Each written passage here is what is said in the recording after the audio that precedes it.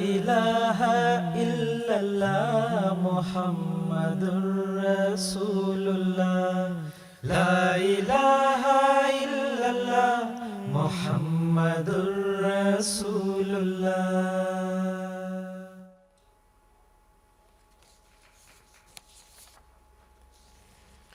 اعوذ باللہ من الشیطان الرجیم، بسم اللہ الرحمن الرحیم۔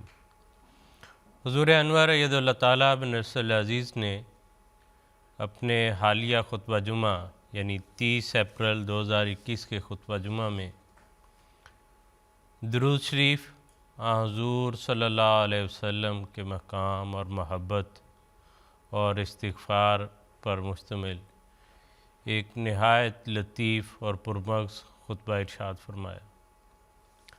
حضور نے اپنے اس خطبے میں حضرت مسیح موعود علیہ السلام کے حوالے سے بیان کیا۔ حضور کے الہام کا ذکر کرتے ہوئے کہ صلی علی محمد و آل محمد سید ولد آدم و خاتم النبیین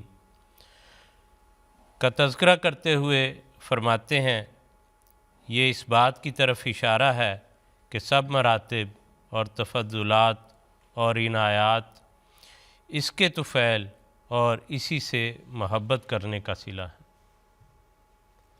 سبحان اللہ، اس سرور کائنات کے حضرت احدیت میں کیا اعلیٰ مراتب ہیں کہ اس کا محبوب خدا کا محبوب اور اس کا خادم ایک دنیا کا مخدوم بن جاتا ہے۔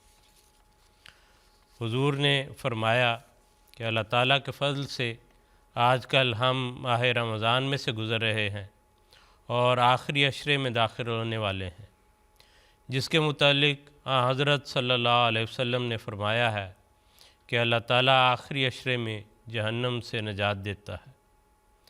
ہم احمدیوں کے کندھوں پر یہ بہت بڑی ذمہ داری ہے کہ اگر ہم نے تا قیامت ان انعامات و افضال کا وارث بننا ہے یا ان انعامات و افضال کا وارث بننا ہے تو ہمیں حضرت صلی اللہ علیہ وسلم پر درود و سلام بھیجتے چلے جانا ہوگا۔ پھر ہم دیکھیں گے کہ کس طرح دشمن کے مکر اور اس کے حربے اللہ تعالیٰ کے فضل سے تباہ و برباد ہو جاتے ہیں۔ مزید فرمایا، ہمیں ان دنوں خاص طور پر اپنی عبادتوں کو سنوارنے، درود اور توبہ و استغفار نیز بندوں کے حقوق ادا کرنے کی طرف بہت زیادہ توجہ دینی چاہیے۔ حضور نے دعا کی کہ اللہ تعالیٰ اس رمضان میں بھی اور بعد میں بھی ہمیں ہمیشہ درود کی اہمیت کو سمجھتے ہوئے درود بھیجنے کی توفیق عطا فرماتا چلا جائے۔ اللہم صلی علی محمد و علی آل محمد افضل صلواتک و بارک وسلم انکا حمید مجید۔ رمضان کے یہ بابرکت ایام دعاؤں کی قبولیت کے اور دعاؤں کی قبولیت کا ایک بہت بنیادی اور اہم راز اور نقطہ وہ حضور صلی اللہ علیہ وسلم پر درود بھیجنا ہے، کیونکہ حضور صلی اللہ علیہ وسلم نے فرمایا کہ جب کوئی شخص دعا کرتا ہے لیکن مجھ پر درود نہیں بھیجتا تو وہ زمین و آسمان کے درمیان وہ دعا معلق رہتی ہے جب تک کہ مجھ پر درود نہ بھیجے۔ وہ گویا کہ وہ قبولیت کے لیے اللہ تعالیٰ کی بارگاہ میں پہنچ ہی نہیں سکتی۔ اللہ تعالیٰ ہمیں توفیق دے کہ ان بابرکت ایام میں ہم خاص طور پر کوشش کرنے والے، درود پڑھنے والے، استغفار کرنے والے ہیں۔ ناظرین کرام، رمضان کے ان ایام میں یہ پروگرام لندن اسٹوڈیو سے براہ راست آپ کی خدمت میں پیش کیا جا رہا ہے، جس میں آپ کال کر کے واٹس ایپ کے ذریعے یا ای میل کے ذریعے اپنے سوالات بھی ہمیں بھجواتے ہیں۔ آج بھی اسی طرح انشاءاللہ آپ کے ساتھ ہمارا رابطہ رہے گا۔ پہلے جو سوالات آپ کے آ چکے ہیں ہم ان سے آغاز کریں گے، ان پر بات کریں گے، ساتھ ساتھ جیسے آپ کی فون کالز آئیں گی اور اس کے علاوہ جو آپ کے سوالات اور میسیجز آئیں گے ان پر انشاءاللہ بات کریں گے۔ آج یہاں گفتگو کرنے کے لیے لندن اسٹوڈیوز میں ہمارے ساتھ تشریف رکھتے ہیں مکرم و محترم مولانا ظہیر احمد خان صاحب، اور ساتھ تشریف فرما ہے مکرم و محترم مولانا منصور احمد ضیاء صاحب۔ آج کے اس پروگرام میں ہم ایک حوالے سے جو ہے ہمارے دو اور جو علماء ہیں، دوست ہیں، ان سے بھی بات کریں گے۔ ایک تشریف رکھتے ہیں، اس وقت موجود ہیں، ہمارے ساتھ ہوں گے پروگرام کے کسی حصے میں محمد نصیر اللہ صاحب، استاد موازنہ مذاہب، جامعہ احمدیہ گھانا افریقہ میں ہیں، اور دوسرے ہمارے ساتھ ہوں گے مکرم محترم انیس احمد ندیم صاحب، نیشنل صدر و مشنری انچارج جاپان۔ ان دوستوں سے بھی ہم پروگرام کے دوران کچھ بات چیت کریں گے اور علمی حوالے سے کچھ گفتگو کریں گے۔ آپ کے سوالات سے آغاز کرتے ہیں جو ہمیں موصول ہو چکے ہیں، ان پر ہم بات کرتے ہیں۔ منصور صاحب، یہ سوال سب سے پہلے میرے سامنے ہے۔ عائشہ احسان صاحبہ نے ربہ سے یہ پوچھا ہے، وہ کہتی ہیں کہ مولوی صاحب کہتے ہیں کہ جو آدمی رمضان کے دنوں میں کھانا کھاتا ہوا نظر آئے، اسلامی گورنمنٹ کا کام ہے کہ اس کو قتل کر دے۔ اور یہ ایک ویڈیو میں نے بھی دیکھی جس میں وہ بظاہر تو بہت میٹھے میٹھے اسلامی بھائی ہیں، لیکن فتویٰ انہوں نے بہت کڑوا دیا ہے کہ اس کو جان سے ہی مار دینا چاہیے۔ جزاک اللہ وسیم صاحب۔ بسم اللہ الرحمن الرحیم۔ ایسے فتووں کو دیکھ کر حضرت صلی اللہ علیہ وسلم کی وہ حدیث یاد آ جاتی ہے جس پہ وسلم نے فرمایا تھا کہ ایک وقت آئے گا کہ علم اٹھا لیا جائے گا، قیامت کی نشانیاں بیان کرتے ہوئے، اور فرمایا تھا لوگ اس وقت جاہل لوگوں کو اپنا امام بنا لیں گے اور فافتوا بغیر علم، بغیر علم کے فتویٰ دیں گے، فضلوا، خود بھی گمراہ ہوں گے اور لوگوں کو بھی گمراہ کریں گے۔ نہ قرآن کریم میں اس کا ذکر ہے، نہ حدیث میں اس کا ذکر ہے۔ انہوں نے یہ پتہ نہیں یہ موقف کہاں سے اختیار کیا، کیسے نکالا، بلکہ اگر ہم قرآن اور حدیث کو دیکھیں تو اس کے بالکل الٹ موقف ملتا ہے۔ مثلا حدیث میں آتا ہے کہ وسلم نے فرمایا کہ الصائم اذا اکل عندہ المفاطیر صلت علیہ الملائکہ، کہ روزے دار کے سامنے اگر کھانا کھایا جائے تو جو شخص کھا رہا ہے وہ دراصل روزے دار کو ثواب پہنچا رہا ہے، اور اس کے نتیجے میں فرشتے اس پر درود بھیج رہے ہیں کہ دیکھو اس کے سامنے لوگ کھانا کھا رہے ہیں، لیکن اس کے باوجود اس نے اپنے نفس پر اتنا کنٹرول ہے کہ اس کے ثواب میں اضافہ ہو رہا ہے۔ اور پھر ایک اور رنگ میں دیکھیں، مجھے نہیں پتہ انہوں نے یہ فتویٰ کہاں سے لگایا، کیسے لگایا، حضرت صلی اللہ علیہ وسلم نے رمضان کے مہینے میں سب کے سامنے پانی پیا۔ رمضان کا مہینہ تھا، آپ مکہ تشریف لے کے جا رہے تھے اور آپ کو پتہ لگا کہ بعض لوگوں نے روزہ بھی رکھا ہوا ہے، آپ نے ان سب کے سامنے یہ دکھا کر اور ہاتھ اونچا کر کے پانی پیا تاکہ لوگوں کو یہ پتہ لگ جائے کہ میرا روزہ نہیں ہے۔ اور اتنی واضح ہدایات، اتنا واضح حضرت صلی اللہ علیہ وسلم کا علم اور حضرت صلی اللہ علیہ وسلم کا عمل، تو اس کے باوجود ایسے فتوے نکالتے ہوئے میں سمجھتا ہوں کہ ان کو کچھ خدا کا خوف کرنا چاہیے اور کوئی قرآن اور حدیث کے مطابق عمل کرنا چاہیے۔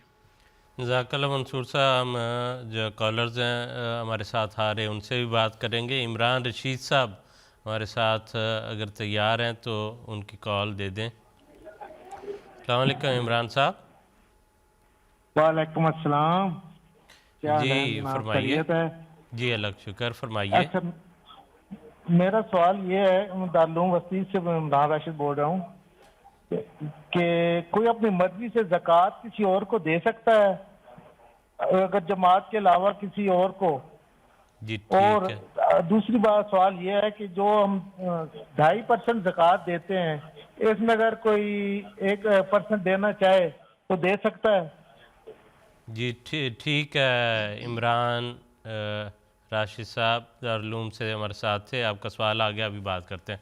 جی خان صاحب سوال آپ نے سن لیا۔ جی، وہ پہلی بات تو یہ ہے کہ کسی کو زکوٰۃ نہیں دے سکتے۔ زکوٰۃ کا نظام کے ساتھ تعلق ہے، اور جماعت کو حضور صلی اللہ علیہ وسلم کے زمانے سے خود باقاعدہ حضور صلی اللہ علیہ وسلم نے ایسے عاملین مقرر کیے ہوئے تھے جو زکوٰۃ کلیکٹ کرتے تھے۔ تو زکوٰۃ جو ہے وہ نظام کے ساتھ اس کا تعلق ہے، اس لیے زکوٰۃ جو ہے وہ جماعت کو، اور اب اللہ تعالیٰ کے فضل سے حضرت صلی اللہ علیہ وسلم کی اقتداء میں جماعت احمدیہ کا نظام خلافت کے تابع چل رہا ہے، تو خلافت کے ساتھ اس کا تعلق ہے، اس لیے وہ خلافت کی خدمت میں پیش کی جاتی ہے۔ اور خلافت یا نظام خلافت یا ان کا قائم کردہ جو نظام ہے وہ اس کو اخراجات کرتا ہے جو قرآن کریم نے یا اسلام نے جو اس کے مصارف بتائیں۔ اگر کسی کو کوئی ضرورت مند ہے تو جماعت نظام جماعت کو اس کے متعلق اطلاع دی جائے۔ نظام جماعت وہ احمدی ہو، غیر احمدی ہو، مسلمان ہو، غیر مسلم ہو، جماعت بلا فرق مذہب و ملت خدمت کرتی ہے اور اللہ تعالیٰ کے فضل سے اس ضرورت مند تک اس کی ضرورت پہنچائی جائے۔ ان کے سوال کا حصہ تھا کہ 2.5% کی بجائے 1% دی جا سکتی ہے۔ بات یہ ہے کہ یہ تو بہت معمولی رقم ہے اور جو صاحب نصاب ہے اس پہ وہ زکوٰۃ واجب ہوتی ہے، ہر ایک پہ نہیں ہے، اور ہے بھی وہ بچت پہ کہ جب وہ سارا سال ایک رقم موجود رہی، ایک زیور سونا موجود رہا، یا ایک ضرورت سے زیادہ یا جو ایک بنیادی ضرورتوں سے زیادہ فصلیں ہیں ان پر وہ زکوٰۃ معین ہے، نصاب بھی اس کا مقرر ہے، شرح بھی مقرر ہے، اس شرح کے ساتھ دینا چاہیے، تب ہی وہ اس عبادت کے مطابق ثواب کا مستوجب ہوگا وہ بندہ۔ اچھا خان صاحب، زکوٰۃ کے متعلقہ اور بھی کچھ سوالات ہیں ہمارے پاس، میں چاہتا ہوں ان کو بھی ہم یہاں پر ایڈریس کریں، کیونکہ رمضان کے پروگرام میں نے دیکھا خاص طور پر کافی سوالات زکوٰۃ کے متعلق آتے ہیں۔ نسیم اختر صاحبہ نے ربہ سے یہ پوچھا ہے، کہتی ہیں کہ اکثر لوگ رمضان میں زکوٰۃ ادا کرتے ہیں، تو کیا زکوٰۃ کا سال رمضان کے مطابق شمار ہوتا ہے؟ بات دراصل یہ ہے کہ زکوٰۃ جو ہے وہ آمد پہ نہیں بلکہ بچت پہ ہے، اور جب اس کے متعلق یہ ہے مثلاً اس کی جو سونا چاندی یا نقد ہے کسی کے پاس، تو جب وہ سونا چاندی یا نقد جس مہینے میں جا کے اس لمٹ پہ پہنچے گا کہ جس پہ وہ صاحب نصاب ہوگا، یعنی اس پہ زکوٰۃ واجب ہوگی، تو اس کے بعد 1 سال گزرنے کے بعد اس سے زکوٰۃ وصول کی جاتی ہے۔ تو اس لیے اس کے لیے کوئی سال معین مہینہ معین نہیں ہو سکتا کہ جس وقت کوئی صاحب نصاب ہوا اس پر جب سال، اسی لیے فقہا نے حالہ علیہ الحول کا جو اصطلاح استعمال کی ہے کہ جب وہ 1 سال اس پر پورا ہو جائے اس بچت پر، تو پھر اس میں سے 2.5% زکوٰۃ دے دی جائے۔ دوسرا ہے فصلوں کا، وہ انسان جب فصل کٹ کے آتی ہے اور وہ نصاب کے مطابق ہے تو وہ اس وقت اس پہ دی جائے گی، اس لیے اس کے لیے بھی کوئی مہینہ مقرر نہیں کیا جا سکتا۔ ہاں ایک صورت ایسی ہے کہ مثلا کسی کا کاروبار ہے، تجارت ہے، تو اس کے لیے وہ چونکہ اس نے اپنے سال کے بعد اپنے اخراجات اور اپنے منافع اور اپنا سارا حساب کرنا ہوتا ہے، تو اس کے لیے وہ کوئی بھی ایک مہینہ مقرر کر سکتا ہے سال میں۔ وہ رمضان بھی مقرر کر سکتا ہے، 1 جنوری بھی مقرر کر سکتا ہے، 30 جون کے بعد جولائی کا مہینہ بھی، مختلف جو بھی اس کو سہولت ہے اس کے مطابق وہ اس حصے کے لیے مقرر کر لے، اور جب ہر سال کے بعد اپنے کاروبار کا حساب کرے تو اس وقت وہ زکوٰۃ ادا کر دے تو اس میں کوئی حرج نہیں۔ تو یہ 3 صورتیں ہیں اس کی۔ زرتش لطیف صاحب نے ہمیں یو کے سے ہمارے عزیز ہیں، انہوں نے یہ سوال پوچھا تھا، کیا کہتے ہیں کہ کیا پرائز بانڈز پر زکوٰۃ ہوتی ہے؟ جی، پرائز بانڈ چونکہ اپنے اختیار میں ہے، وہ بینک میں رکھیں پیسہ یا آپ پرائز بانڈ خرید کے اپنے پاس رکھیں یا لاکر میں رکھیں، وہ آپ کے اختیار میں ہے۔ اس پر جب سال گزر جائے گا اور وہ پرائز بانڈ کی رقم جو ہے وہ نصاب زکوٰۃ کے مطابق ہو تو وہ صاحب زکوٰۃ ہے، اس پہ ہر سال زکوٰۃ ادا کی جائے گی۔ جی ٹھیک ہے، اور 1 2 اور چلیں ہم دوبارہ جو ہے وہ زکوٰۃ کی طرف دوبارہ آئیں گے، ہم اس پر بات کریں گے۔ ابھی جو ہے وہ آگے چلتے ہیں، بلکہ زکوٰۃ کے متعلقہ ایک اور سوال ہے منصور صاحب، انہوں نے پرٹیکولرلی یہاں یو کے متعلق پوچھ رکھا ہے۔ کلیم احمد صاحب ہے آکسفورڈ سے، ان کا یہ سوال ہے ہمارے پاس، وہ کہتے ہیں کہ یو کے میں زکوٰۃ کا نصاب کیا ہے؟ کلیم صاحب دوسرا حصہ آپ کے سوال کا تھا کہ اسی طرح کہ جماعت سے باہر بھی زکوٰۃ دی جا سکتی ہے یا غیر مسلم افراد کو، تو اس کا جواب مکرم ظہیر خان صاحب نے ابھی دے دیا ہے۔ تو یو کے میں زکوٰۃ کے نصاب کے حوالے سے منصور صاحب سے بات کرتے ہیں۔ جی جزاک اللہ۔ سب سے پہلے تو میں یہ عرض کر دوں کہ زکوٰۃ کس مال پر ہوتی ہے؟ ایک تو ہے مال، 2 قسم کے اموال ہیں، ایک ہے مال باطنہ اور ایک ہے مال ظاہر یا مال ظاہرہ۔ مال ظاہر وہ مال ہوتے ہیں کہ جن کا بھی ظہیر خان صاحب نے ذکر کیا کہ جیسے فصل ہے یا معدنیات ہیں یا اسی طرح کچھ دفینے ہیں یا مویشی ہیں، ان پر زکوٰۃ ہوتی ہے۔ تو لیکن چونکہ یہاں پہ UK میں اس طرح یہ سسٹم نہیں چلتا، اس لیے میں اس کو ذکر ہی نہیں کروں گا. میں اس کا ذکر کروں گا جس کا جو آج کل لوگوں کے استعمال میں آتا ہے، جس کو مال باطن کہتے ہیں، اور جس کے بارے میں کثرت سے سوالات بھی ہوتے ہیں. مال باطن سے مراد یہ ہے کہ اگر آپ کے پاس چاندی زیور کی شکل میں موجود ہے تو اس پر زکوٰۃ ہے، سونا زیور کی شکل میں موجود ہے تو اس پر زکوٰۃ ہے، یا کسی بھی شکل میں موجود ہے. اور اسی طرح نقدی یا روپے یا جو بھی جتنے بھی پاؤنڈ ہیں جتنے موجود ہیں اس پر زکوٰۃ ہے. اب چاندی کے لیے جو حضرت صلی اللہ علیہ وسلم سے نصاب ثابت ہے وہ ہے 5 اوقیہ. 5 اوقیہ آج کل کے لحاظ سے بنتا ہے تقریباً 595 گرام، اور جس کی قیمت میں دیکھ رہا تھا تو اس کی قیمت تقریباً 333 پاؤنڈ بنتی ہے. اور اگر 333 پاؤنڈ تک یعنی کہ 52.5 تولہ چاندی یا 595 گرام کسی کے پاس چاندی موجود ہے کسی بھی شکل میں، خواہ زیور کی شکل میں یا کنز کی شکل میں، تو اس پر وہ زکوٰۃ دیں گے 2.5% کے لحاظ سے. سونا اگر کسی کے پاس موجود ہے تو سونے پہ حضرت صلی اللہ علیہ وسلم نے فرمایا کہ 20 مسکال زکوٰۃ ہوتی ہے. 20 مسکال یہ وسلم کے زمانے میں تھا، تو آج کے دور میں یہ بنے گا تقریباً 85 گرام بنتا ہے، اور یا پھر 7.5 تولے سونا. تو اس کی قیمت میں دیکھ رہا تھا کہ اس کی قیمت تقریباً 3,300 پاؤنڈ بنتی ہے. تو گویا 3,300 پاؤنڈ اگر کسی کے پاس موجود ہے، یہ رف سا اندازہ ہے، اوپر نیچے قیمتیں ہوتی رہتی ہیں، تو وہ اس پر زکوٰۃ دے گا. اب نقدی کے لیے یہاں پہ میں ایک دلچسپ بات اپنے سامعین کے لیے عرض کرنا چاہوں گا کہ فقہ میں کچھ سال پہلے تک ہماری فقہ میں یہ تھا کہ اگر کسی کے پاس روپے ہیں تو وہ چاندی کو نصاب بنا کر، چاندی کو معیار بنا کر سامنے رکھے جاتے تھے. یعنی اگر کسی کے پاس 333 پاؤنڈ، جیسا کہ میں نے ابھی قیمت بتائی 333 پاؤنڈ ہے، وہ 1 سال تک رہتے ہیں اس کے پاس، تو اس پر زکوٰۃ ہے. لیکن حال ہی میں سیدنا حضرت خلیفۃ المسیح الخامس اید اللہ تعالیٰ بن عزیز نے ایک بڑے پیارے انداز سے حضور نے جو زکوٰۃ کا نصاب ہے جو نقدی کے لیے ہے، پاؤنڈز کے لیے ہے، وہ حضور نے اس کو سونے کے ساتھ منسلک کر دیا ہے کہ گولڈ کے ساتھ. اور اس کی دلیل بڑی پیاری دی ہے. حضور نے فرمایا کہ زکوٰۃ کا ایک اصول ہے کہ آنسم نے فرمایا ہے کہ تؤخذ من الاغنیاء، کہ جو زکوٰۃ ہے وہ غنی سے، مالدار سے لی جاتی ہے، اور ترد الی الفقراء، کہ اور دی کس کو جاتی ہے؟ غریب لوگوں کو. حضور نے فرمایا کہ آنسلم کے زمانے میں یہ نصاب تھا، اور دونوں نصاب ملتے ہیں، چاندی کا نصاب بھی ملتا ہے اور سونے کا نصاب بھی ملتا ہے. لیکن آج دیکھا جائے تو 333 پاؤنڈ والا شخص جس کے پاس 1 سال 333 پاؤنڈ رہتے ہیں، ہم اس کو یہ نہیں کہہ سکتے کہ بڑا مالدار آدمی ہے. لیکن دوسری طرف اس کو اگر کمپیئر کریں سونے کے نصاب سے، تو جس میں 3,300 پاؤنڈ ہے، کہاں 333 پاؤنڈ اور کہاں 3,300 پاؤنڈ. تو اگر اس کے ساتھ کمپیئر کیا جائے تو سونے کے نصاب والا شخص ہم کہہ سکتے ہیں کہ وہ ایک مالدار شخص ہے اور اس کو زکوٰۃ دینی چاہیے. تو اس بنیاد پہ حضور نے فرمایا. میں بلکہ سامعین کے سامنے حسب کا وہ ارشاد بھی پیش کرنا چاہوں گا جس پہ حضور نے یہ بیان فرمایا. حضور فرماتے ہیں کہ چاندی کے لیے چاندی والا اور سونے کے لیے سونے والا ہی نصاب ہوگا، جو حضرت صلی اللہ علیہ وسلم کے عہد مبارک میں حضور صلی اللہ علیہ وسلم نے خود رائج فرمایا تھا.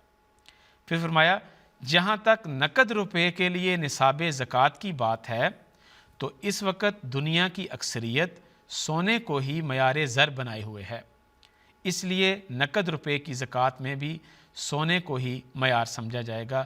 یہ 2014 میں حضرت صاحب نے یہ اصول بیان فرمایا. تو سامعین کے لیے یہ عرض کر دوں کہ تقریباً 85 گرام سونا، اور اس کے مطابق اگر آج 1 سال تک رقم رہتی ہے تو 3,300 کے قریب یا اس اوپر نیچے ہوتا ہے تو اس پر زکوٰۃ ہوگی 2.5% کے حساب سے.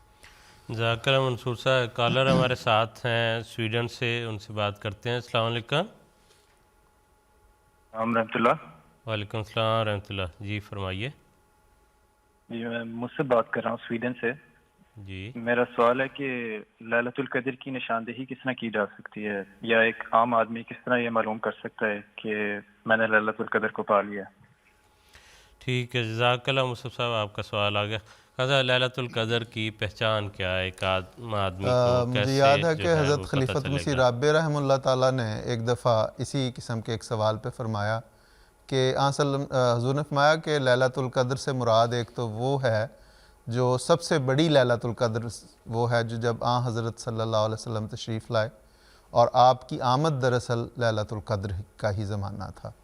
یہ تو حضور فرماتے ہیں کہ عام طور پہ میں تو ایک پہلا معنی تو لیلۃ القدر کا یہ کرتا ہوں، تو گویا نبی کی آمد جس وقت نیا آسمان اور نئی زمین بنائی جاتی ہے وہ لیلۃ القدر ہوتی ہے، اس میں وہ اس سے بڑھ کر اور کوئی بھی برکت والی رات نہیں ہو سکتی جب اللہ تعالیٰ اپنے نبی کو دنیا کی اصلاح کے لیے بھیجتا ہے۔ دوسرا جو عام لیلۃ القدر رمضان میں آتی ہے اس کے متعلق حضور نے فرمایا کہ جیسے اس کی تفصیل ہے کہ حضور صلی اللہ علیہ وسلم نے فرمایا کہ آخری عشرے میں طاق راتوں میں اس کو تلاش کرو۔ تو جہاں تک اس کی علامت کا تعلق ہے، حضور نے فرمایا کہ علامت اس کی یہ ہے کہ اس میں انسان کے دل اس کا اپنا اطمینان اور اس کی تسکین جو ہے وہ اس کو بتاتی ہے کہ یہ اس کے لیے لیلۃ القدر ہے، اس کی دعائیں قبول ہوتی نظر آتی ہیں، اس کا غیر معمولی اللہ تعالیٰ کے ساتھ ایک جو رشتہ بنتا ہے۔ اور حضور نے فرمایا ایک بہت بڑی نشانی یہ ہے کہ جس کو لیلۃ القدر نصیب ہو جاتی ہے وہ پھر برائیوں کی طرف جا ہی نہیں سکتا، وہ ساری زندگی جو ہے وہ نیکیوں پر ہی قائم رہتا ہے۔ تو یہ ہے لیلۃ القدر کی بڑی نشانیاں۔ جی ٹھیک ہے، جزاک اللہ خان صاحب۔ ایک جو سوال ہمیں یہاں اسٹوڈیو میں موصول ہوا ہے، عارف الزمان صاحب ہیں بنگلہ دیش سے، انہوں نے پوچھا کہ اعتکاف سے کیا مراد ہے؟ کیا یہ سنت ہے یا واجب ہے؟ کیا یہ 10 سے کم دن کے لیے ہو سکتا ہے؟ اعتکاف سے مراد یہ ہے کہ رمضان کے مہینے میں جو مسنون اعتکاف ہے، اعتکاف کا مطلب ہوتا ہے رکنا، ٹھہرنا، تو شرعاً اعتکاف سے مراد جو مسنون اعتکاف ہے اس سے مراد یہ ہے جو حضرت صلی اللہ علیہ وسلم کے عمل سے ثابت ہے کہ حضور صلی اللہ علیہ وسلم رمضان کے آخری عشرے میں عموماً، بعض روایات میں آتا ہے کہ حضور دوسرے عشرے میں بھی بیٹھے ہیں، لیکن جو حضور کی معمول کی سنت ہے اس کے مطابق پتہ چلتا ہے کہ آخری عشرے میں حضور رمضان کے آخری عشرے میں مسجد میں قیام فرمایا کرتے تھے۔ حضرت عائشہ رضی اللہ تعالیٰ عنہ کی روایت ہے کہ حضور فجر کی نماز پڑھنے کے بعد حضور تشریف لے جاتے تھے اپنے معتکف میں اور 10 دن اس میں رہتے تھے۔ تو یہ ہے اعتکاف، اور 10 دن آخری عشرہ جو ہے وہ ہے مسنون اعتکاف۔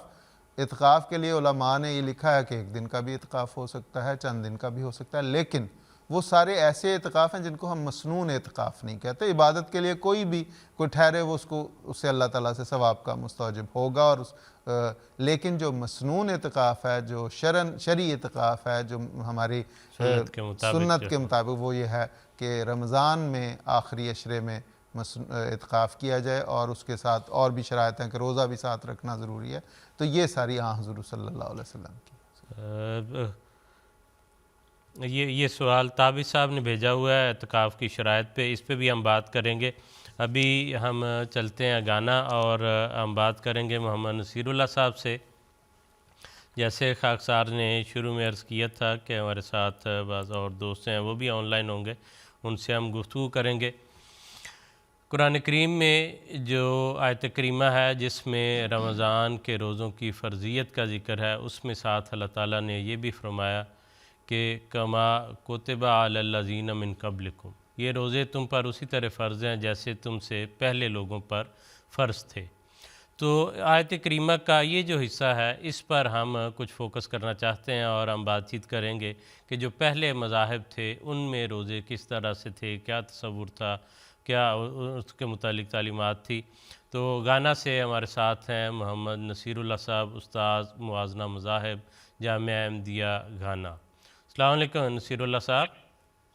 جی وعلیکم السلام ورحمۃ اللہ۔ نصیر اللہ صاحب، قدیم مذاہب میں اگر ہم ابراہیمی مذاہب میں دیکھیں تو یہودیت ایک قدیم مذہب ہے، براہ کرم یہ بتائیے کہ یہودیت میں روزے کا کیا تصور ہے، کیا تعلیمات ہیں؟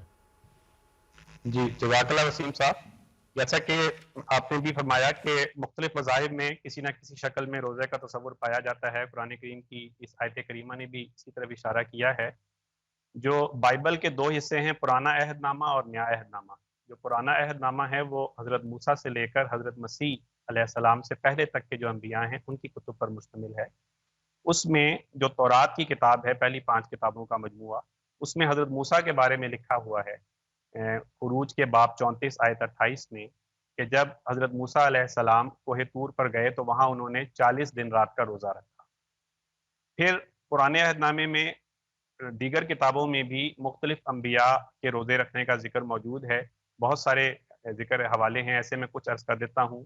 حضرت یسایہ کے بارے میں ان کی کتاب کے باب 58 آیت 4 میں، اسی طرح حضرت دانییل کے بارے میں ان کی کتاب کے باب 9 آیت 3 میں، حضرت یوئیل کے بارے میں ان کی کتاب کے باب 2 آیت 12 میں، حضرت ایلیا کے بارے میں پرانے عہد نامے کی کتاب 1 سلاطین کے باب 19 آیت 7 میں، اسی طرح حضرت داؤد کے بارے میں 2 سموئیل باب 12 آیت 16 میں، حضرت ناہمیہ کے بارے میں ان کی کتاب کے باب 1:4 میں، اور دیگر بہت ساری جگہوں پر بھی روزے رکھنے کا ذکر بائبل میں یعنی پرانے عہد نامے میں موجود ہے.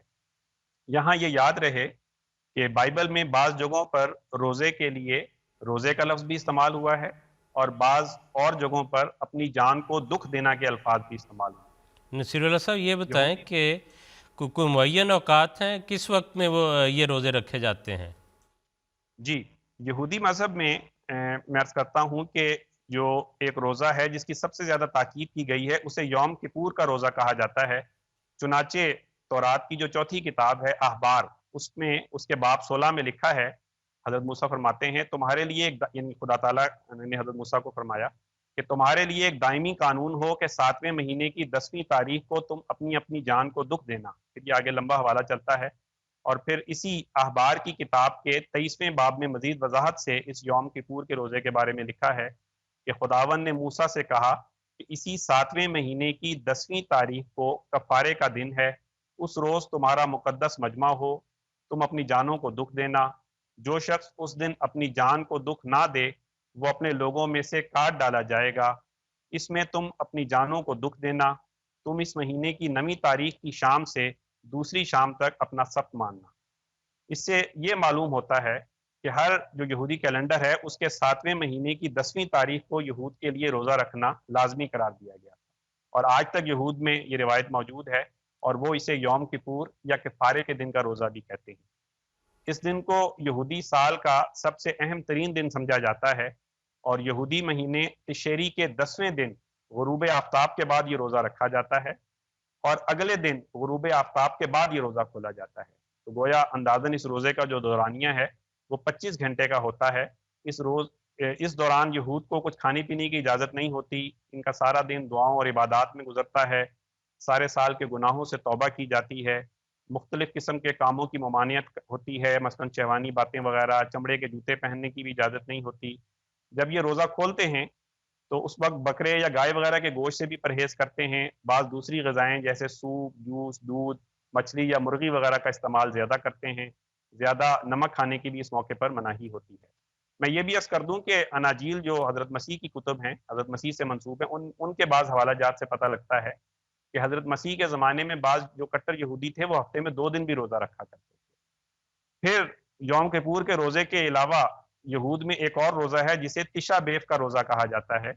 یہ یہودی کیلنڈر کے مطابق ایف کے مہینے کی 9ویں تاریخ کو رکھا جاتا ہے، اور یہ بھی یوم کپور کی طرح سارے دن یعنی شام سے لے کر اگلی شام تک قریباً 25 گھنٹے کا ہوتا ہے. ان دونوں روزوں کو اصطلاحاً جوڈائزم میں یا یہودیت میں میجر فاسٹنگ کہا جاتا ہے.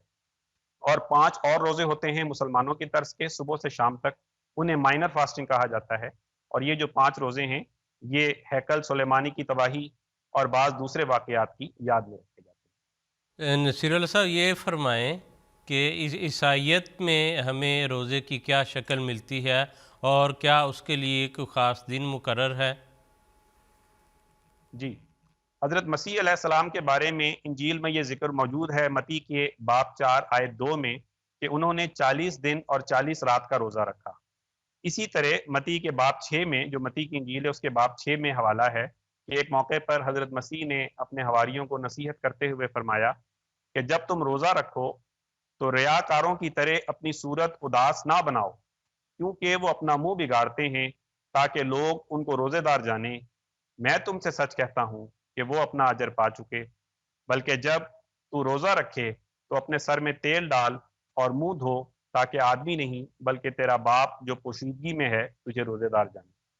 اسی طرح جو متی کے بعد دوسری انجیل ہے، مرکز کی انجیل، اس کے باب 9 میں یہ ذکر موجود ہے کہ ایک موقع پر جو حضرت مسیح کے ساتھی تھے، ان کے حواری تھے، وہ ایک مریض کو شفا نہ دے سکے، بائبل کے الفاظ کے مطابق بدروح کو نہ نکال سکے، تو حضرت مسیح آئے اور انہوں نے وہ کام کر کے دکھایا۔ اور حواریوں کے استفسار پر کہ ہم نے یہ کیوں نہ کیا اور آپ سے کیسے ہو گیا، حضرت مسیح نے بڑا مشہور فقرہ فرمایا کہ یہ قسم دعا اور روزے کے بغیر نہیں نکل سکتی۔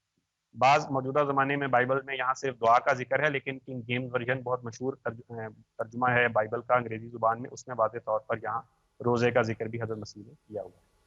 ان حوالہ جات سے پتہ لگتا ہے جزاک اللہ نصیر اللہ صاحب۔ اب میں کہ بہت اختصار کے ساتھ یہ بتا دیں کہ ہندو بھی ایک پرانا مذہب ہے، ہندوازم میں روزے کا تصور یا ان میں کون کون سے روزے رکھے جاتے ہیں، ان کے اگر ہمیں نام بتا دیں آپ۔ جی جزاک اللہ۔ ہندوازم میں بھی روزے کی بہت ساری شکلیں ہیں، میں مختصر عرض کر دیتا ہوں کہ ان کو جو سب سے عام اور مشہور روزہ ہے وہ ہندوازم میں ایکاڈیسی کہلاتا ہے، اور یہ ہر ماہ چاند کی 11ویں اور 14ویں تاریخ کو رکھا جاتا ہے۔ اسی طرح شیوا دیوتا کی پرستش کے لیے بھی روزے رکھنے کا رواج ہے۔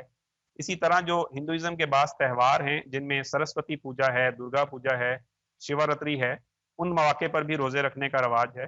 تاہم ہندوازم میں یہ لازمی نہیں ہے کہ روزے کے دوران کچھ کھایا پیا نہ جائے، مقصد روزے کا ان کے ہاں روحانی ترقی اور جسم کو اور ذہن کو پاک صاف رکھنا سمجھا جاتا ہے۔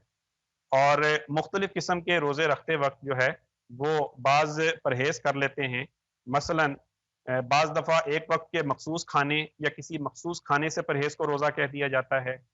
ان کے ہاں روزے میں صرف پانی پینا یا صرف سبزیاں کھانے یا کسی مخصوص چیز سے پرہیز کا نام جو ہے وہ بھی روزہ کہلاتا ہے۔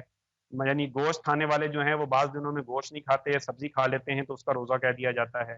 سبزی کھانے والے دالیں یا اور چیزیں کھا لیتے ہیں، اور اسی طرح بعض دوسری چیزیں کھا لیتے ہیں۔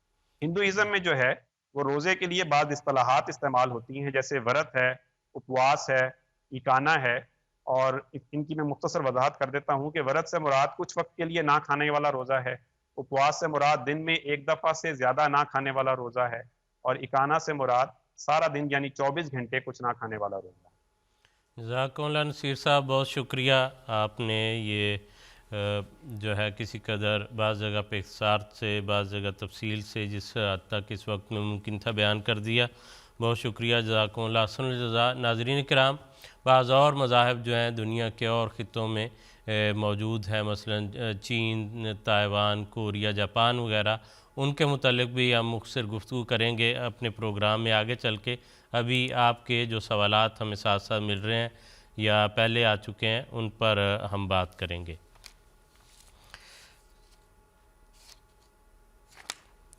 یہ سوال خان صاحب ہمارے سامنے ہے کہ فدیے کی مقدار کیا ہونی چاہیے، اور کیا جس کو فدیہ دیا جائے اس کو بتانا ضروری ہے کہ یہ فدیہ ہے؟ بات یہ ہے کہ فدیہ کے متعلق یہ یاد رکھنا چاہیے کہ قرآن کریم میں اللہ تعالیٰ فرماتا ہے کہ وَعَلَى الَّذِينَ يُطِيقُونَهُ فِدْيَةٌ طَعَامُ مِسْكِين، کہ خاص طور پہ جو روزے کے فدیے کے بارے میں ہے کہ اس میں مسکین کے ایک کھانے کو بطور فدیہ دینے کا ارشاد فرمایا۔ اب جہاں تک اس کی مقدار کا تعلق ہے تو احادیث اور قرآن کریم یا حدیث میں کوئی ایسا نہیں کہ کیا ہونا چاہیے۔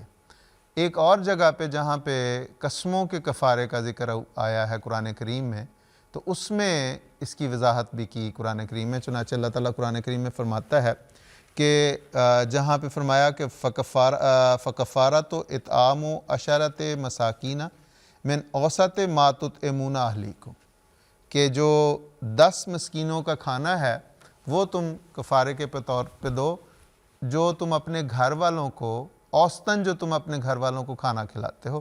تو اس میں گویا کہ وہ جو اوپر تھا کہ فدیہ تو طعام مسکین، اس کی بھی وضاحت آ جاتی ہے کہ کون سا کھانا۔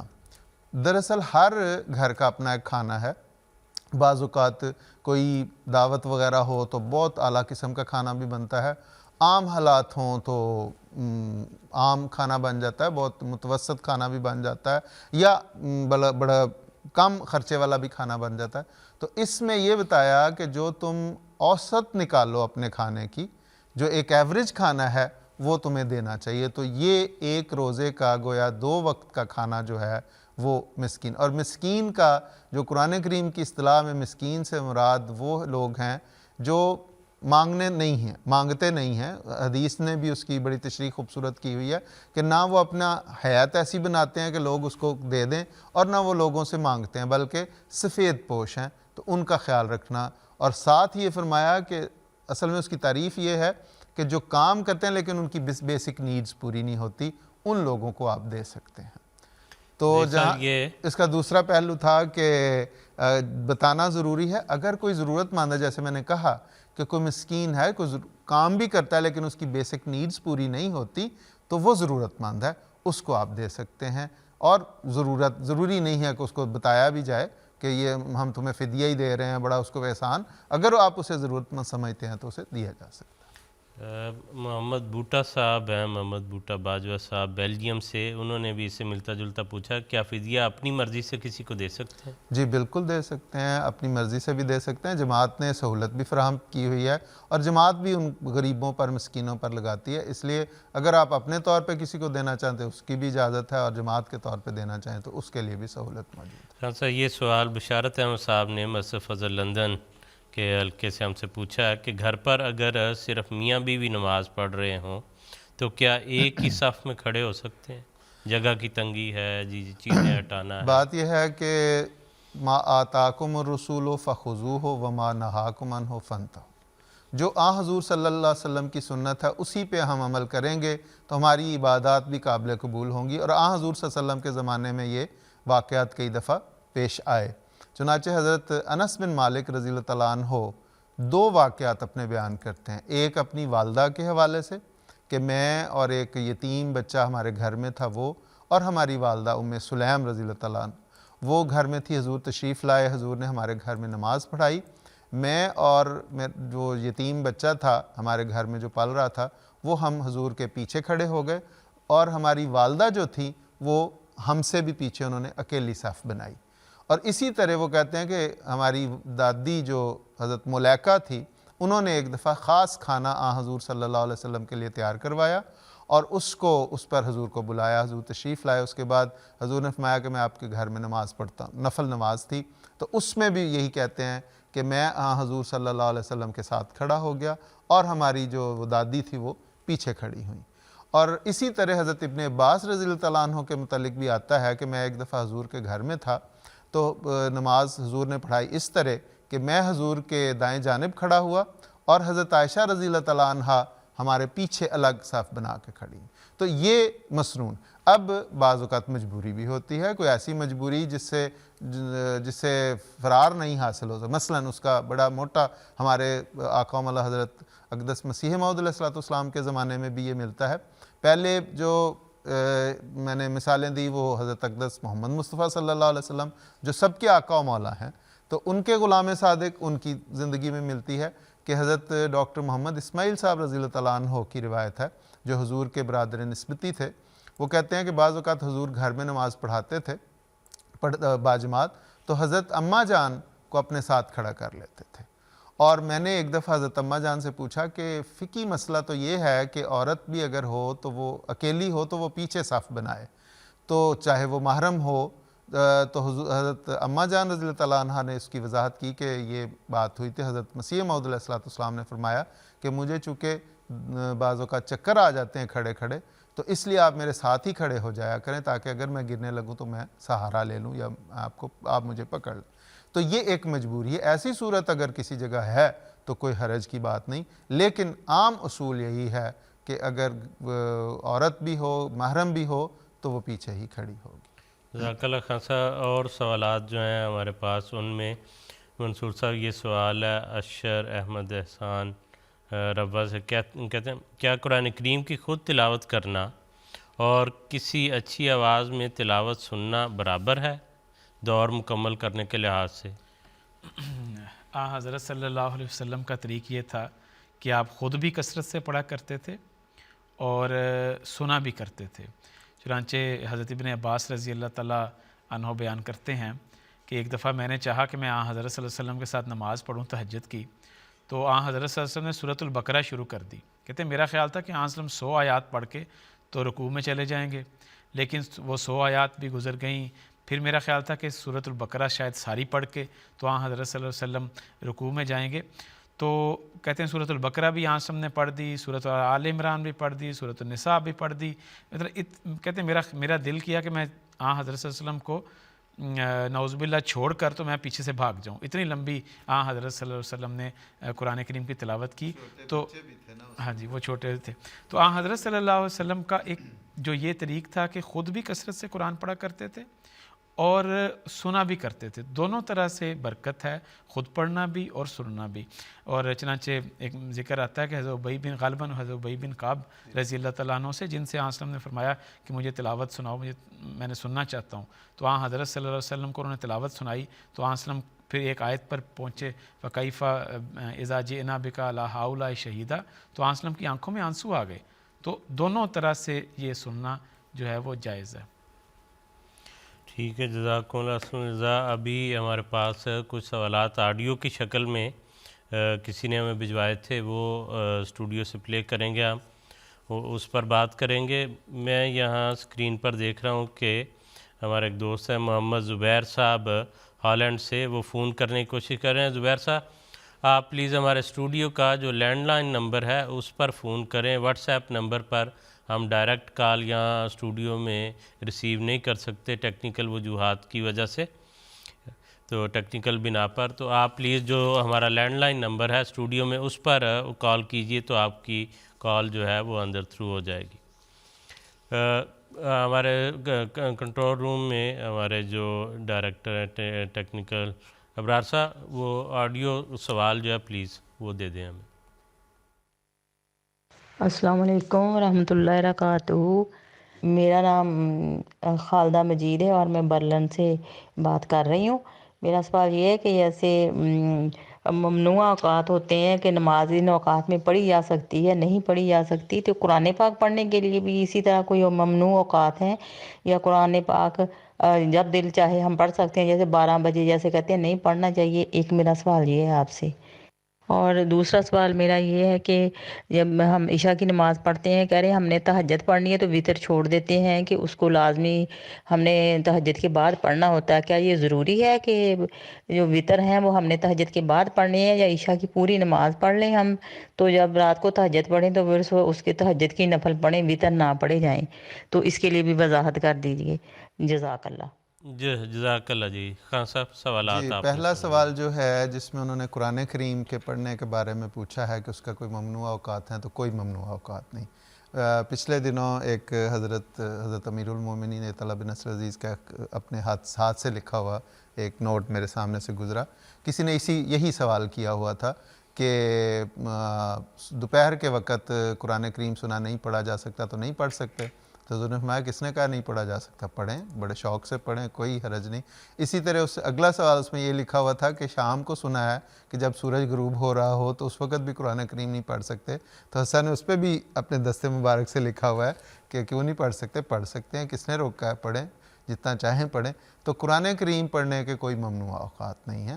ہاں، نمازوں کے ممنوع اوقات ہیں، جس طرح وہ کہ اس کے 3 اوقات ہیں، صبح جب سورج طلوع ہو رہا ہو اور سورج سر پہ ہو اور سورج غروب ہو رہا ہو، اور اس کے علاوہ یہ ہے کہ نماز فجر کے بعد سورج طلوع ہونے تک اور نماز عصر کے بعد سورج غروب ہونے تک، ان اوقات میں نماز پڑھنے سے منع کیا، باقی قرآن کریم پڑھنا کوئی منع نہیں ہے۔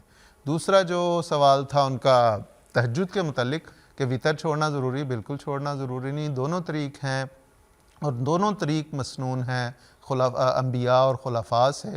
حضرت صلی اللہ علیہ وسلم پہلے وقت عموماً نماز عشاء کے ساتھ وطر نہیں پڑھا کرتے تھے اور چھوڑ دیا کرتے تھے، اور رات کے مختلف وقتوں میں اور بعض اوقات ایک وقت، جس طرح ابھی محترم منصور صاحب نے ذکر کیا کہ حضور نے سورۃ بقرہ، سورۃ آل عمران، سورۃ نساء پڑھی، تو آپ اندازہ لگا لیں کہ کتنا اس میں وقت لگا ہوگا۔ تو بعض اوقات حضرت عائشہ رضی اللہ تعالیٰ عنہ کی یہ بھی روایت ملتی ہے کہ مختلف وقتوں میں حضور اٹھ کے نمازیں پڑھتے تھے اور آخر پہ وتر پڑھا کرتے تھے. لیکن حضور صلی اللہ علیہ وسلم کے اپنے ہی عہد مبارک میں حضرت ابو بکر صدیق رضی اللہ تعالیٰ عنہ سے حضور نے پوچھا تو انہوں نے کہا حضور میں تو وتر جو ہے عشاء کے ساتھ ہی پڑھ لیتا. تو حضور نے فرمایا کہ ابو بکر محتاط ہیں. حضرت عمر سے پوچھا تو انہوں نے عرض کی کہ حضور میں تو چھوڑتا میں تو آخر تو حضور نے فرمایا اسے اپنے آپ پہ بھروسہ ہے تو کہ شیطان اسے سویا نہیں رکھ سکتا. تو دونوں طریق. اسی طرح حضرت مسیح موعود علیہ الصلوۃ والسلام کی سنت جو ہمیں ملتی ہے اس کے متعلق یہ ہے کہ حضور پہلے وقت میں عشاء کے ساتھ وتر پڑھ لیتے تھے اور پھر تہجد کے وقت اٹھ کے نوافل پڑھتے تھے. تو دونوں طریق ہیں. اگر کسی کو یہ بھروسہ ہے کہ وہ وتر کے لیے اٹھ جائے گا تو وہ چھوڑ دے, کیونکہ حضرت ابو ہریرہ رضی اللہ تعالیٰ عنہ کے متعلق احادیث میں آتا ہے کہ بعض اوقات ان سے تساہل ہو جاتا, اٹھنا مشکل ہو جاتا تھا. تو وہ کہتے ہیں کہ حضور صلی اللہ علیہ وسلم نے مجھے یہ ارشاد فرمایا تھا کہ ابو ہریرہ تم نے اس وقت تک نہیں سونا جب تک کہ تم وتر نہ پڑھ لو. تو وہ عشاء کی نماز کے ساتھ وتر پڑھ لیا کرتے تھے. جزاک اللہ خان صاحب, بہت شکریہ. ہم نے ناظرین آپ سے جیسے شروع میں بھی عرض کیا تھا کہ ہم دیگر مذاہب کے میں پائے جانے والے روزوں کے متعلق بھی کچھ بات کریں گے. ابھی ہم چلتے ہیں مکرم انیسہ ندیم صاحب کے پاس اور ان سے بات کریں گے. السلام علیکم انیس صاحب. وعلیکم السلام ورحمۃ اللہ وبرکاتہ. جزاک اللہ انیس صاحب, جوائن کرنے کا بہت شکریہ. آپ اس وقت جاپان میں ہیں, تو یہاں جو قریب کے ممالک ہیں جاپان, کوریا وغیرہ جو ہیں اور چین, ان میں بھی بعض مذاہب جو ہیں وہ پائے جاتے ہیں. تو ان علاقوں میں پائے جانے والے مذاہب کا تعارف اور ان میں روزے کی کیفیت اور تعلیمات جو ہیں وہ پلیز اختصار کے ساتھ بیان فرمائیں. جی جزاک اللہ احسن الجزا. خاکسار چین سے شروع ہونے والے مذہب تاؤزم سے آج کا ذکر شروع کرے گا. تاؤزم ایک ایسا مذہب ہے جس کی فلسفی نے چین کے تمام مذاہب اور رسوم و رواج پر گہرے نقوش چھوڑے ہیں. یہ مذہب حضرت لاؤزے کے ذریعے سے شروع ہوا اور حضرت لاؤزے کی تعلیم داؤ دی جنگ نامی ایک کتاب میں مرقوم ہے, جس کے دو حصے ہیں. ایک داؤ یعنی حقوق اللہ ہم کہہ سکتے ہیں اس پر مشتمل ہے, اور ایک دی یعنی اخلاقیات پر مشتمل ہے جسے ہم حقوق العباد بھی کہہ سکتے ہیں. اس مذہبی کتاب میں تو روزوں کا ذکر نہیں ملتا, لیکن تاؤزم میں جسمانی تطہیر کے لیے روحانی مدارج کے حصول کی خاطر ایک ایسی عبادت کا تصور ضرور ملتا ہے جسے ہم روزوں سے مشابہ قرار دے سکتے ہیں. چینی زبان میں اس عبادت کو بیگو کہا جاتا ہے. بیگو کے دوران کھانا مکمل طور پر ممنوع تو نہیں ہوتا, لیکن پانی کی نہایت قلیل مقدار یا پتے وغیرہ کھا کر خورد و نوش سے پرہیز کیا جاتا ہے, اور یہ کیفیت روزہ کہلاتی ہے. طعامت کے جو قدیم تاریخی مواخذ ہیں ان میں سے دیکھیں تو بعض طعامت کے بزرگان کے بارے میں یہ ذکر ملتا ہے کہ وہ روزوں کی کیفیات سے گزرے, اور جو بڑے بزرگان راہب حضرات تھے وہ مسلسل کئی سال اسی کیفیت میں رہے, جس سے انہوں نے اپنے اوپر کچھ پابندیاں اور قدغن بھی لگائی اور کھانے پینے سے بھی بہت حد تک پرہیز کیا, یہاں تک کہ پانی یا بہت معمولی خوراک پر وہ زندہ رہتے رہے. بعض بزرگان کے بارے میں آتا ہے کہ وہ 20 اور 30 سال روزے کی اسی کیفیت میں سے گزرے. دوسرا مذہب جس کا خاکسار آج ذکر کرے گا وہ کنفیوشنزم ہے, جو حضرت کنفیوشس کے ذریعے سے شروع ہوا. حضرت کنفیوشس اور حضرت لاؤزے کا زمانہ تقریباً ایک ہی ہے, دونوں بزرگ ہم عصر تھے. کنفیوشسزم میں روزے کا تصور بھی بڑا خوبصورت ملتا ہے کہ حضرت کنفیوشس سے ان کے ایک شاگرد نے ایک دفعہ پوچھا کہ روزے کا مقصد اور فلسفہ کیا ہے. تو حضرت کنفیوشس نے بڑی خوبصورتی سے یہ جواب دیا کہ خورد و نوش سے پرہیز کر لینا ہی روزہ نہیں, بلکہ اصل روزہ تو دل کا روزہ ہے. یعنی اصل روزہ یہ ہے کہ انسان اپنے باطن کو پاک و صاف کر لے اور دنیا کی ہر قدرت سے مبرہ ہو جائے, تو یہ کیفیت روزے کی اصل کیفیت ہے. ان دونوں مذاہب میں کنفیوشسزم اور تاؤزم میں روزے کے لیے باقاعدہ کسی دن کا مقرر ہونا، باقاعدہ بعض ایام کے روزے، اس طرح کا تصور نہیں، بلکہ راہب حضرات اور جو مذہبی رہنما ہیں وہ اپنی سہولت اور اپنی خواہش کے مطابق مقررہ ایام میں روزے رکھتے ہیں۔ اب تیسرا مذہب جس کا خاص طور ذکر کرے گا وہ بدھ مت ہے۔ بدھ مت کے بارے میں زیادہ تر لوگ جانتے ہی ہیں کہ اس کا بنیادی فلسفہ خواہشات کو ختم کرنا اور ریاضت و مجاہدے کے گرد گھومتا ہے، لہذا بدھ مت میں بھی کئی قسم کے روزوں کا تصور پایا جاتا ہے۔ بعض دفعہ غذائیں کم کرنے کو روزے کا نام دیا گیا ہے، بعض فرقوں کے نزدیک گوشت، مچھلی اور دودھ وغیرہ کا استعمال ترک کر دینا روزہ کہلاتا ہے۔ حضرت گوتم بدھ کے بارے میں یہ ذکر ملتا ہے کہ آپ کئی سال مسلسل روزے کی کیفیت میں رہے۔ اس روزے کی کیفیت اس طرح بیان کی جاتی ہے کہ اس دوران آپ کی خوراک چاول کے چند دانوں تک محدود ہو گئی۔ اب خاص کر اس کے بعد جاپان کے مذہب، جاپان کا قومی مذہب شنتوئزم کا ذکر کرے گا۔ یہ مذہب جاپان میں پایا جاتا ہے۔ تو شنتوئزم میں 3 قسم کے روزے ہیں۔ ان روزوں کے 3 مقاصد ہیں: پاکیزگی کا حصول، شکر گزاری کا اظہار اور روحانی مدارج میں ترقی۔ اور شنتوئزم کے مذہبی رہنما اور راہب حضرات ہی یہ روزے رکھتے ہیں، اور عموماً تہواروں سے قبل روزے رکھنا جو ہے وہ ضروری خیال کیا جاتا ہے۔ ان روزوں کے دوران سفید لباس زیب تن کیا جاتا ہے، الگ حجروں میں مقیم رہا جاتا ہے، جس سے اعتکاف کی سی صورت بھی بعض دفعہ پتہ چلتی ہے، اور عام طور پر یہ خیال پایا جاتا ہے کہ ان روزوں سے ناپاک خیالات سے دوری اور فضول باتوں سے مجتنب رہنے کے نتیجے میں انسان اعلیٰ مدارج کو حاصل کر سکتا ہے۔ اس دوران جو روزہ رکھنے والے لوگ ہیں وہ بہت معمولی خوراک لیتے ہیں، یہاں تک کہ قوت لا یموت کے اصول پر، جس سے انسان محض زندہ رہ سکے، اتنی خوراک حاصل کی جا سکتی ہے۔ اسی طرح زرتشتزم جو ایران سے شروع ہونے والا مذہب ہے، اس میں بھی روزے کا تصور پایا جاتا ہے۔ گو کہ زرتشتزم کے بارے میں یہ ذکر ملتا ہے کہ وہاں روزے کی مناہی ہے، لیکن ناظرین کے لیے یہاں یہ بات بھی دلچسپی کا موجب ہوگی کہ عربی میں تو صوم اور صلاۃ، یعنی نماز اور روزے کے لیے عربی الفاظ صوم اور صلاۃ یوز ہوتے ہیں، لیکن جب اردو زبان میں اصطلاحات رائج ہوئیں تو یہاں فارسی سے نماز اور روزے کے الفاظ اردو زبان نے اختیار کیے۔ جب ان الفاظ کے منبع اور ماخذ پر غور کریں تو یہ الفاظ بھی زرتشتزم کی جو مذہبی فلسفی اور مذہبی کتب ہیں ان سے لیے گئے الفاظ ہیں۔ تو گویا ہم یہ بات کہہ سکتے ہیں کہ الہامی مذاہب کے علاوہ بھی دیگر مذاہب میں کسی نہ کسی رنگ میں روزے کا تصور ضرور موجود ہے۔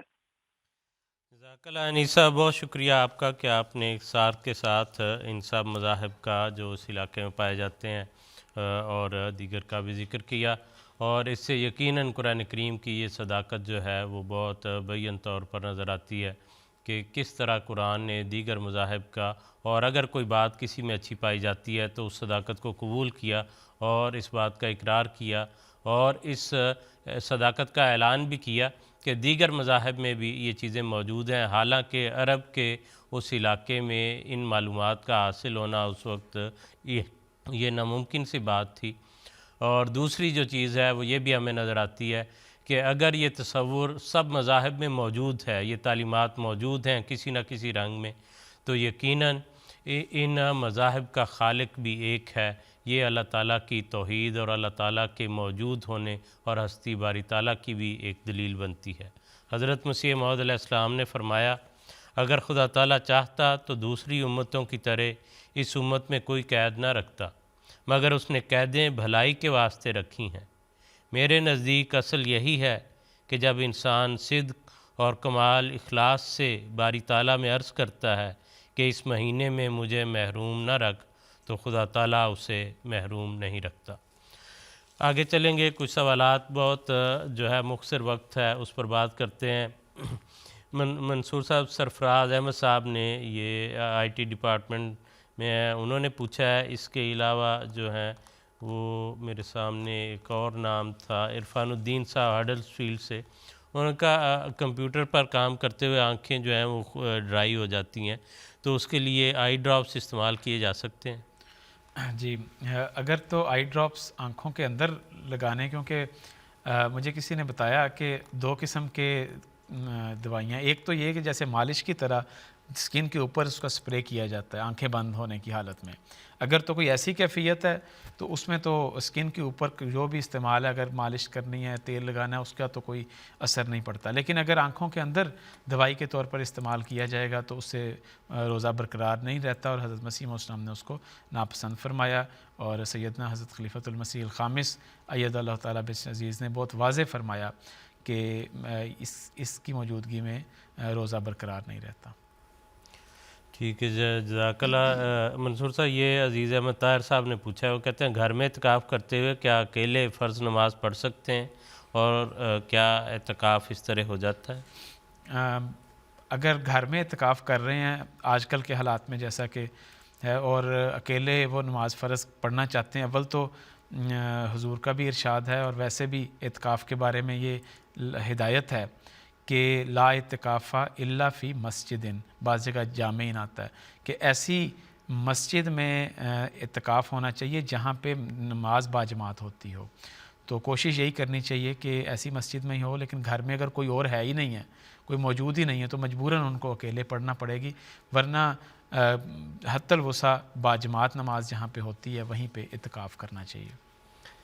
زہیر صاحب، یہ سوال محمد زبیر مہدی صاحب نے لکھ کر بھی بھیج دیا. کہتے ہیں کہ لیلۃ القدر کی رات کس طرح عبادت کرنی چاہیے، اور تہجد کا مطلب ہے کچھ دیر سو کر اٹھ جانا پھر عبادت کرنا. کیا رات کو کچھ دیر سونا چاہیے، ضروری ہے؟ تہجد کے لیے کچھ دیر سونا ضروری ہے، اور یہ اگر آپ نہیں سوتے تو وہ قیام اللیل کہلاتا ہے، رات کے نوافل کہلاتے ہیں. اگر ساری رات بھی کسی نے پڑھنا ہے تو وہ بھی پڑھ سکتا ہے، لیکن تہجد کی جو اصطلاح ہے وہ وہاں پہ استعمال ہوتی. باقی جہاں تک عبادت کا تعلق ہے، رات کے وقت کیا لیلۃ القدر کی تھی یا؟ ہاں جی، لیلۃ القدر کی رات کس طرح عبادت کرتے ہیں؟ بات یہ ہے کہ لیلۃ القدر کا تو پتہ نہیں کس دن ہے، لیکن اگر کسی کو پتہ چل جاتا ہے تو حضرت صلی اللہ علیہ وسلم سے حضرت عائشہ رضی اللہ تعالیٰ عنہ نے عرض کی کہ حضور اگر مجھے علم ہو جائے کہ لیلۃ القدر ہے تو میں کیا دعا کروں؟ تو حضور نے فرمایا کہ پھر یہ دعا کر کہ اللہم انک عفو تحب العفو فاعف عنی. سارا ہی بخشش مانگنی ہے کہ اے اللہ تو بخشنے والا ہے، بخشش کو پسند کرتا ہے، مجھے بھی بخش دے. تو گویا لیلۃ القدر کے دن اگر دعائیں کرنی ہیں تو اپنی بخشش کی، اور جہاں تک عبادت کا تعلق ہے قرآن کریم، نمازیں، سجدے میں جا کے دعائیں، جو آپ کا دل کرتا ہے، جیسے آپ دل کرتا ہے، مسنون دعائیں بھی کر سکتے ہیں اور اپنی زبان میں بھی دعائیں کر سکتے ہیں. جزاک اللہ. ہمارے ساتھ ٹیلی فون لائن پر ہیں سمرا صاحبہ یو کے سے. السلام علیکم. وعلیکم السلام. جی فرمائیے. جی میرا یہ سوال ہے، میں بہت معذرت کے ساتھ یہ سوال پیش کر رہی ہوں کہ یہ سوال میں نے پہلے بھی پوچھا تھا، ظہیر خان صاحب نے جواب دیا تھا کہ سنتوں میں سورۃ فاتحہ کے بعد تلاوت قرآن نہیں کی جاتی، جبکہ فقہ احمدیہ کا پیج نمبر 76 میرے سامنے کھلا ہوا ہے، اس کے اندر لکھا ہوا ہے اگر یہ فرض نماز ہے تو تیسری یا چوتھی رکعت میں صرف سورۃ فاتحہ پڑھے، کوئی اور سورت یا قرآن مجید کا حصہ نہ پڑھے، سورۃ فاتحہ کے بعد رکوع میں چلا جائے. اور اگر فرض نماز نہیں بلکہ سنت و وتر یا نفل نماز ہے تو پھر تیسری اور چوتھی رکعت میں بھی سورۃ فاتحہ کے بعد قرآن کریم کا کوئی اور حصہ پڑھنا ضروری ہوگا. تو میرا یہ سوال ہے کہ کیا ہمارا موقف ہے اس بارے میں؟ جی ٹھیک ہے جی، آپ کا سوال آ گیا. کسی اور جی ٹھیک ہے. ٹھیک ہے جی. زہیر صاحب، بات یہ ہے کہ درست ہے بات کہ جیسے میں نے اس پہ بھی کہا تھا کہ اس میں اختلاف ہے، فقہا میں بھی اختلاف ہے، اور بعض ایسے معاملات جو مستقل نوعیت کے نہیں ہوتے ان میں تبدیلیاں ہوتی رہتی ہیں. فقہ احمدیہ میں جب یہ شائع ہوا تو اس وقت یہ شائع ہوا، لیکن خلافت رابعہ میں اس موقف میں تبدیلی آئی. اس وقت فقہا کا، یا یوں کہنا چاہیے کہ جماعتی مفتی صاحب جو تدوین فقہ کمیٹی تھی، انہوں نے جب وہ بنایا تو اس وقت انہوں نے اس میں وہ لکھا، بعض جیسے میں نے کہا کہ بعض مکاتب فکر یا بعض فقہا کا یہ موقف ہے کہ وہ پڑھنی چاہیے. لیکن حضرت خلیفۃ مسیح رابع کے عہد مبارک رحمہ اللہ کے عہد مبارک میں اس پہ جب حضرت صاحب نے تحقیق کروائی تو پھر یہی ہوا کہ فرضوں میں نہیں پڑھی جاتی تو اس میں بھی ہم کیوں پڑھیں، اور یہی موقف موجودہ حضرت صاحب کا ہے، اور جس خلیفہ کا زمانہ ہے فتویٰ تو اسی کا چلے گا، باقی ہم لوگ تو سارے غلام اور ان کے خادم ہیں۔ اس لیے حضور کا فتویٰ یہ ہے کہ صرف جس طرح ہم فرضوں میں نہیں پڑھتے اس طرح سنت و نوافل میں بھی نہیں پڑھیں گے، تو اس فقہ میں وہ قابل تصحیح ہے، اس میں نظر ثانی کی ضرورت ہے، وہ چونکہ پہلے چھپا ہوا ہے اس لیے۔ جی جزاک اللہ خان صاحب، بہت شکریہ۔ باقی مہمانوں کا بھی جو جاپان سے، گانا سے، منصور صاحب آپ کا بھی بہت شکریہ، اور خاص طور پہ ناظرین کرام آپ کا بھی شکریہ۔ اگلے ہفتے ہمارا یہ لائیو ٹرانسمیشن کا آخری پروگرام ہوگا بدھ کو 3 بجے GMT کے مطابق، 4 بجے UK ٹائم، اور رات 8 بجے پاکستان کے مطابق انشاءاللہ پھر ملاقات ہوگی۔ اجازت دیجیے، السلام علیکم ورحمۃ اللہ وبرکاتہ۔ لا الہ الا اللہ محمد رسول اللہ، لا الہ الا اللہ محمد رسول اللہ۔